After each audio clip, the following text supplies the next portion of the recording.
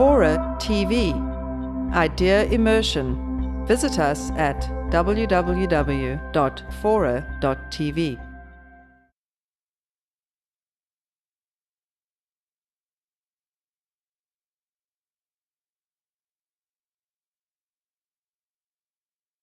What I found in hanging around with Native people, in my previous book, In the Absence of the Sacred, those of you who read it know that half of it is devoted to Indigenous issues and half of it is devoted to technology. It's sort of a comparison.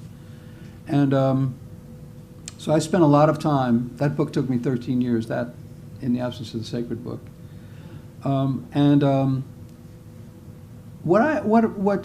was very, very important to me was that concepts that we don't take seriously or that we would never use in conversation.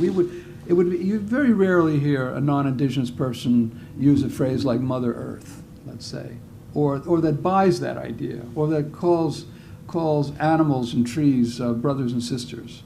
But that's completely routine that's not unusual if you're on native lands anywhere. I mean, and I'm including like a visit I had to the very far north of Canada, to the Mackenzie River Valley, among the Dene people there. These people live at 40 below zero for half the year, and they talk that way too. They just talk that way. I mean, they're living in regular houses and they have radios and some technology around, but the traditional concepts are still alive. They're still alive. They live more and more in the modern world because that's the pressure that's upon them all the time. But the traditional concepts are still alive, and if they could, that's what they value. If they could really manage it, they would go all the way with that. I'm very, very convinced.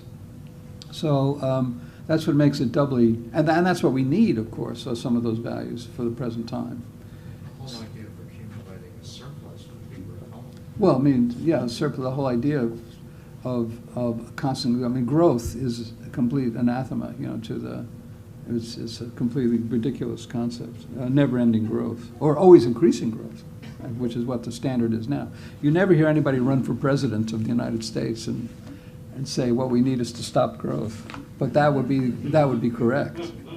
I need a steady state system, a steady state. We need to design economic values and systems that are sustainable and that sustain life, and where we have a net energy balance, a net resource balance.